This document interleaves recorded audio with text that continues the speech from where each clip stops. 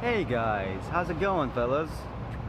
I just made a video for 5 minutes and I shut it off because I lost my train of thought and completely lost the entire topic I was meant to talk about, and so I'm making it again now. So I was just taking a walk around the area that I live in. I walked around for 30 minutes. And it made me realize something more concretely than ever.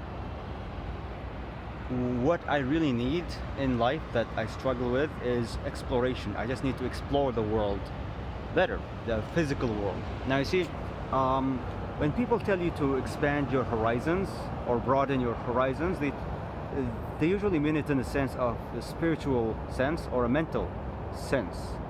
But I need that from a physical sense. I need to explore. I need to expand my horizons in a physical sense to convince myself that the possibilities out here in the real world, or the real world, that there's more possibilities than I think there is. And so the main topic here, the main example here, is my stutter. So I went for years in therapy. I went to speech therapy. I read lots of books. Not lots, but I read books. I listened to books as well. I read a ton of shit online. I watched a ton of videos online. I joined a ton of discussions online. I did lots of those kinds of stuff to try and deal with my stutter.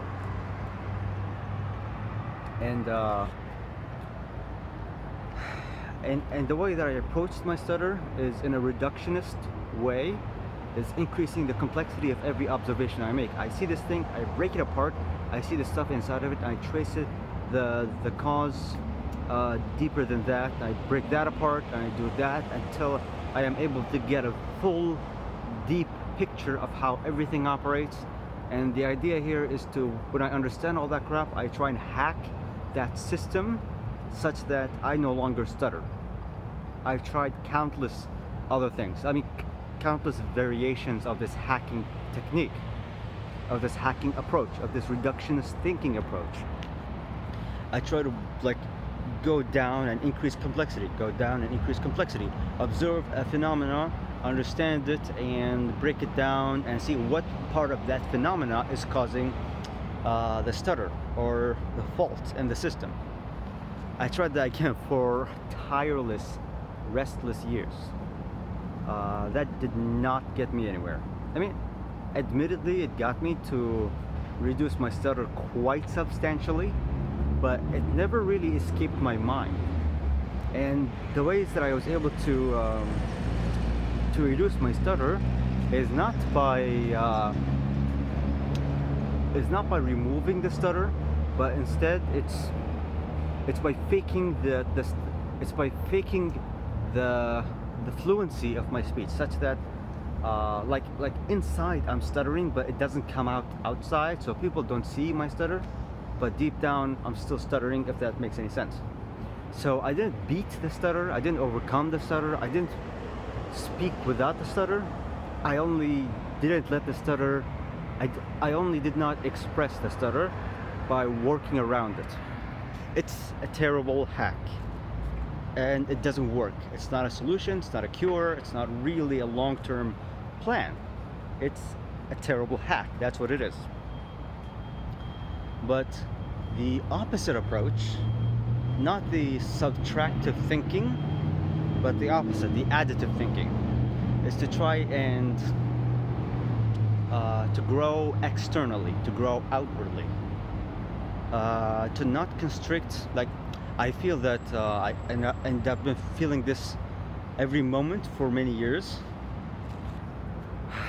that my speaking muscles around here, this pipe, the muscles around it, and my jaw and my throat and my chest and my lungs, this and also a bit of my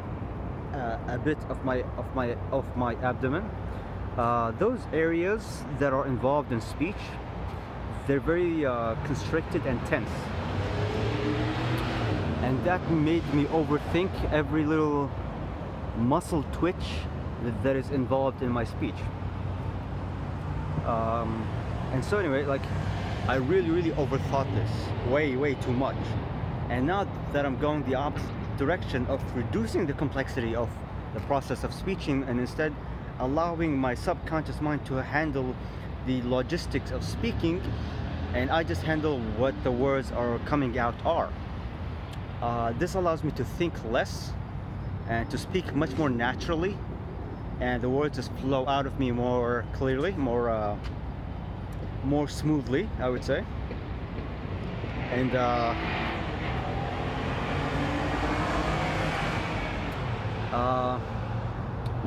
yeah, and so I tried the complete opposite approach again by zooming out rather than zooming in on the phenomenon that I observed that I think is causing my stutter, and that has basically eradicated my stutter. Because in my case, the stutter is not somewhere in the nerves, it's all in my mind, it's all psychological. Yeah.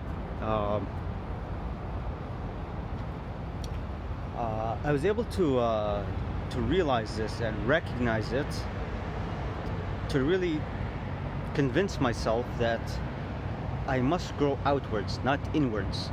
A lot of people must grow inwards, but not me. I don't need to grow inwards. My inwards life is pretty good. But my outward abilities are very weak. They're very underdeveloped. And like, I need to, rather than putting emphasis and effort on my inside speech such that I don't stutter, it's much more effective for me to focus my effort on my outward speech, if that makes any sense, such that I don't stutter.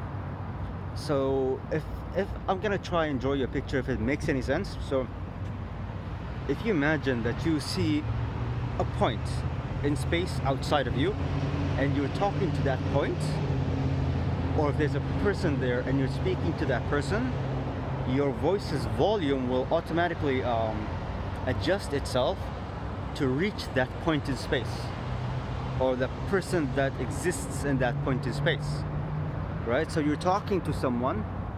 To talk to someone, you project a point in three-dimensional space where that person exists, the three-dimensional location of that person's head, and you talk to that.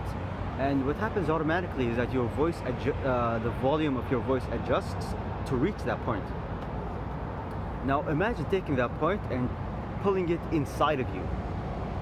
And so you're talking to a point inside you, and then you adjust your voice manually to reach the person that you're intending to speak to. That's how I talk. That's how I've always talked. I never really spoke to someone out there. I spoke to myself, but I raised my volume to reach them. I thought that's the natural way. I didn't know that you're not supposed to do that. I didn't know that when you speak, you're not supposed to manually think of your words. I mean, like not the words, but like how you make the sounds come off. I thought that you're supposed to do that. How else are you gonna talk? I mean, you have to think of how you make the sounds come off, right? Otherwise, you don't make any sounds. I've always thought that was the case. I never realized that it's not the case. But now I realize that I need to like focus outward to project the focus of my mind as I do shit outside of me, not inside of me. That's most prominent in my speech, but it's also so like the other example here is sometimes I get back pains. It's mostly in my in my neck, in my lower neck, and in my lower back. And when that happens, I think I need more sleep, or I just need to stretch those areas and I'll feel better. Or I need to drink more coffee. For some reason, I thought that at some point. And at some point, I think I came across some article or some video on YouTube that tells you that those are common symptoms of of sitting down too much. And I never thought that, okay, wait, so when I saw that, I thought, okay, I'll stand up more often. That's gonna solve it, right? I did that, it doesn't work. So nothing ever worked. I tried different shit like that around me, at home, you know, some passive approaches, and they never really work. And the times that I went to walk or jog, it solved the problem entirely. I understand that this video seems like it's not talking about anything in particular, but there's a profound lesson underneath all of this.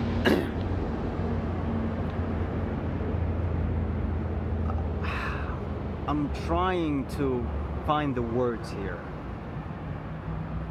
but deep down in my case, it's a sensation. It's a sensation of of something that works versus something that does not work. And I guess a way to describe or to articulate that that sensation is,